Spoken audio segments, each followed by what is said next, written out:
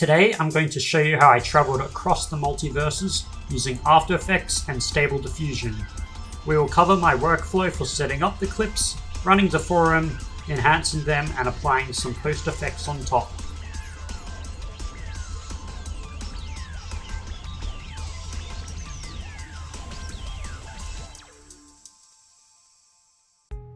So I started by recording some footage of me walking down the street.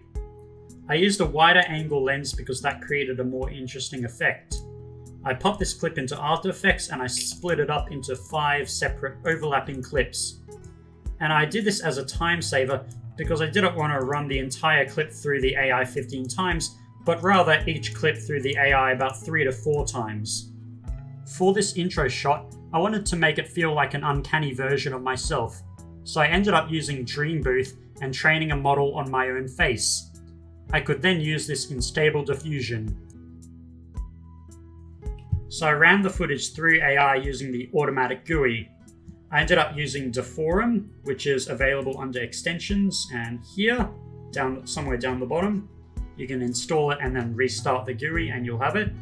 Under Deforum, I set the width and the height to the specs of the footage. So 576 by 1024, and down the bottom I set the steps, crank that up pretty high, and that's because when you're using Img2Img, often the denoising strength will affect the number of steps, and it uses a formula like you take 0.47 and you go 1 minus that, and then you multiply that by the number of steps you currently have.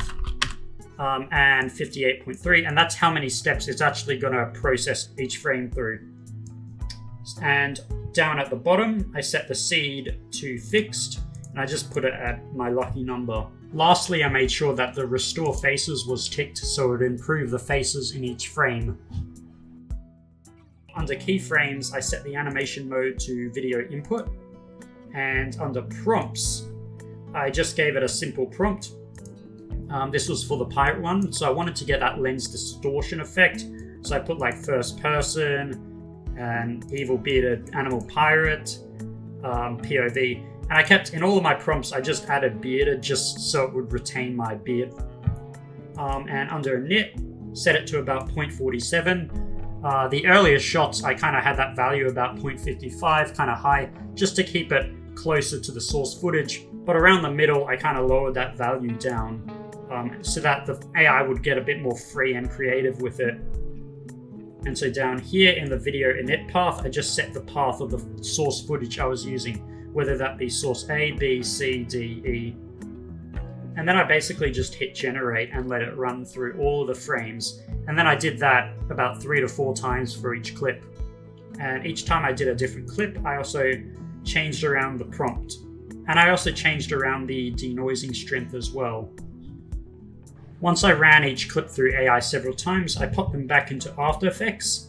As you can see, I've got the ones for track A, B, C, D, and E. And then I lined them up in the same timing that I had done the original tracks. So A, B, C, D, E here. But instead, I basically just cut them up into pieces, making sure that I preserve the original timing. So as you can see, these are all lined up perfectly. But I just managed to readjust the duration of that clip while still preserving where the start and end point is. And then I was able to just cut between the different clips. I was taking the best of each part. So I kind of had to juggle between them. And it was pretty fun just kind of cutting between multiple different multiverses. I rendered it out and I noticed that it was quite choppy and jittery, and I wanted to kind of smooth it out. I used the program Flow Frames and I used the Rife interpolator. I set it to interpolate on double, and I set the output to be image sequence. And then I just hit interpolate on the video clip. I was pretty happy with how it came out, although you do get the occasional interpolation frame that comes out pretty garbage, which it still looks cool in motion, so I guess it works. I wanted my video to be as high quality as possible, so I used Topaz Video AI to upscale it. I took the interpolated and up-res clip back into After Effects and cut it all together. So here I used plug in everything's quick chromatic aberration to kind of round the edges. And that let me do this cool bubble effect, which I cranked it high as soon as I hit the camera, and then I made it fall off over some time. To get a quick flash, I just increased the brightness.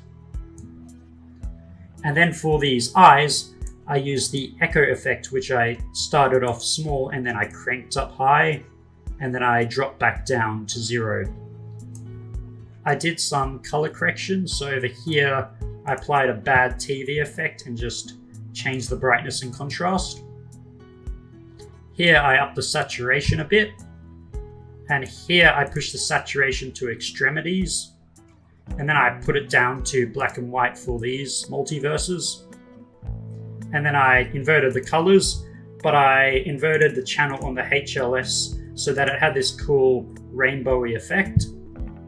And then I used the CC glass effect to give it these cool bubbles.